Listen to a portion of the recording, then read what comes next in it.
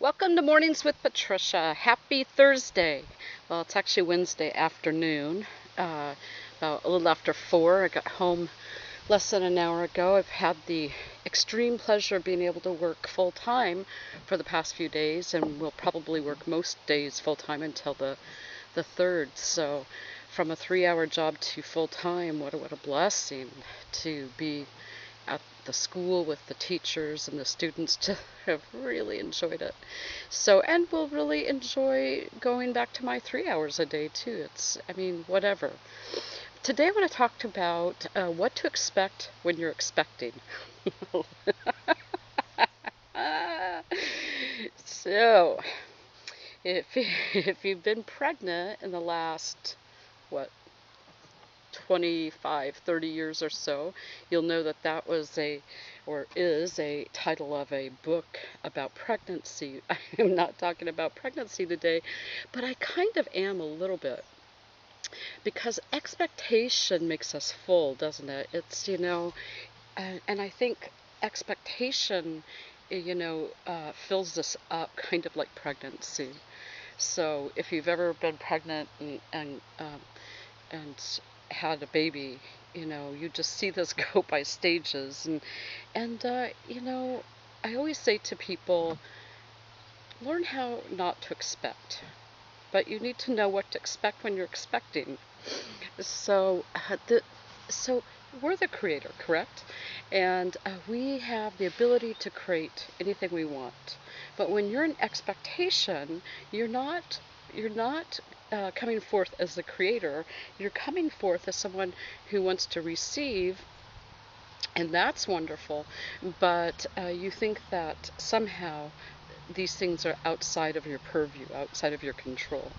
And things may not, even though even when you are being in your force as creator, sometimes things are going to happen a little differently because the universe has tweaked this and that, and there are other people who are creating, so you're co-creating all together, and it's it's an amazing ride. So you get to do things that you may not have ever thought you would get to do, and it turns out to be such a blessing. But when you expect, you kind of go down that road of setting yourself up. And now, it's not to say that it doesn't deliver, because sometimes it delivers, but many of the times people get dissatisfied, or they're saddened by the outcome, or they're disappointed because they have set their expectations in such firm foundation and so high that they are really not in the act of co-creating. They're in the act of expecting, and that's a really different place to be, because you're waiting for something else to deliver rather than to deliver onto yourself. And how do you deliver onto yourself? Well, think about this. If you're an artist, and I'm not, so I may be treading in territory that I shouldn't be, but if you're an artist and you have a canvas, you might have something in mind, or you might be moved by the inspiration of the moment, but every artist is different, right? Um, you have your Monets, and you have your Gauguins, you have your Picassos, and you have, I don't know, Georgia O'Keeffe, you have Rembrandt. They're all artists, but they're all different. But there's the canvas, right? The canvas in that sense, over time, but in that sense remains the same. It's blank, it's waiting to receive. So if you are standing before the canvas and you say, I expect a masterpiece, and you don't pick up your brush, what's going to happen, right? Where's it going to come from? You're not showing the universe any movement. If you dip it and you start and you apply it to the canvas, then the universe may inspire you, to do some amazing things. But you just don't know until you start to touch the canvas. And the moment you touch the canvas, magic happens. It's amazing. But you have to be open to the amazing, right?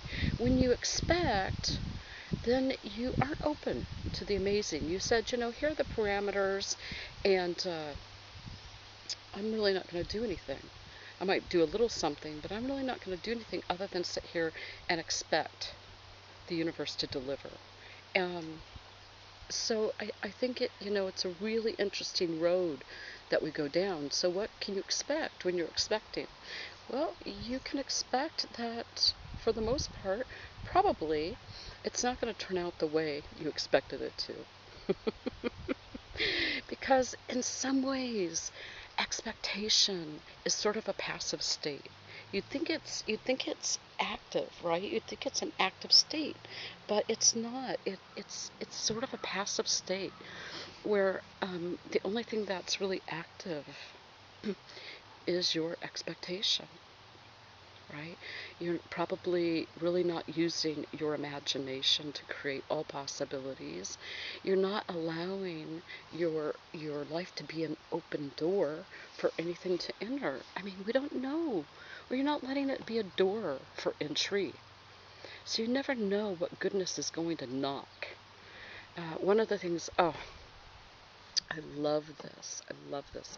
People who have gotten out of relationships and they make these statements.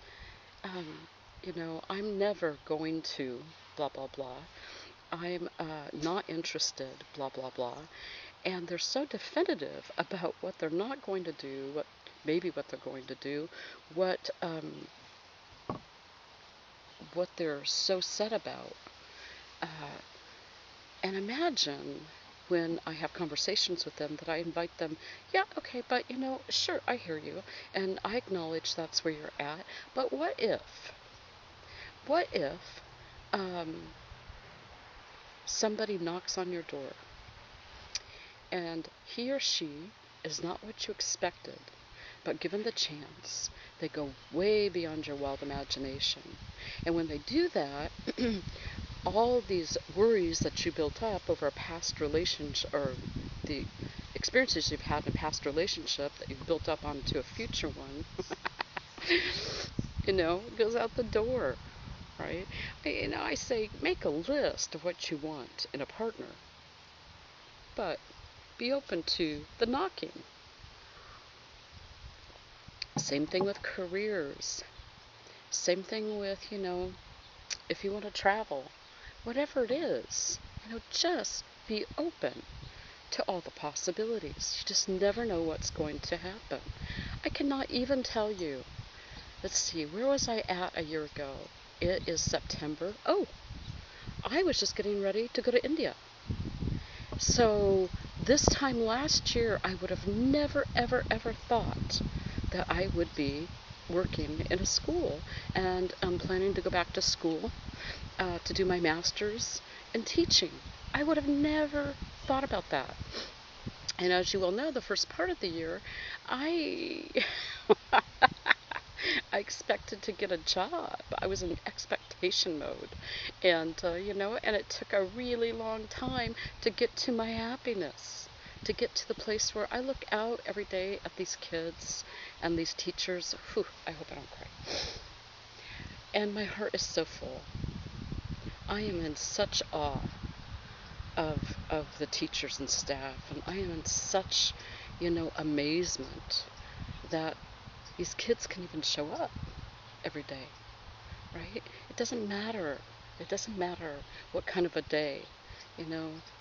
At the end of the day, the teacher says, look, you get to try it again tomorrow. Wow, that's a blessing, right? You get to try it again tomorrow. Did you have a good day today? Maybe, maybe not. But here's the thing, you did a great rebound today, or you get to try it again tomorrow. And I'm learning, not to show up. I'm getting such an education in special education, not to show up with any expectations. I don't know how they're going to show up. I'm just an open door. And I keep my heart open, and I don't predetermine anything. I'm just present. And all the theory, all the education that I'm going to love getting in my master's program, probably, I mean, it could hold a candle to, but probably, won't measure up to this hands-on, education that I'm getting, right? To see a teacher and teachers actually in practice who have done this maybe for a few years, who have done it for many years, right? I get to see, both the victories and the struggles. And on some level, I get to be a part of that and experience that personally. So I'm in such gratefulness. Um, and when I walked in there, I didn't know what to expect, which was probably really good. So, because I'd never worked in a special ed class before, I had friends who have had special ed kids and have been around them, but, on a familial level and friends level, things happen differently than a structured environment. So, just really, really grateful for all the possibilities.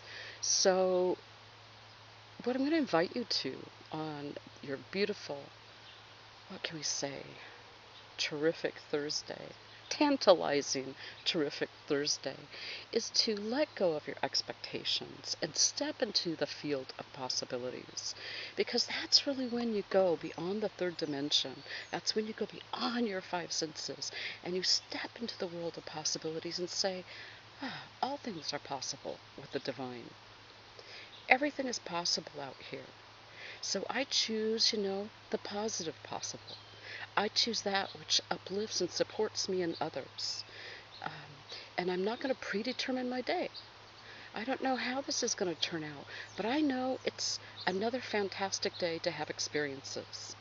And if I don't judge the experiences, my soul can learn some incredibly, incredibly deep things from it. So again, I am grateful to be open, to be flexible, like you've been so flexible of being okay with me doing these once a week instead of every day, by not putting pressure on ourselves. When we don't do that through expectation or anything else, then we can be authentic. We can live in authenticity and joy and appreciation. Oh, let's do that again. Let's take a nice deep breath all the way in. And sigh it out. I appreciate you. I hope, no, I know that your Thursday is going to deliver to you some things that are totally unexpected, and that your soul is going to learn things that your intellect, your human intellect, can't possibly begin to understand, because what looks like one thing here on a human level is often a whole another thing on a soul level. So, 1, 2, 3. Oh my God, I love myself. I love you. Have a great Thursday, a great weekend, and I'll see you next week.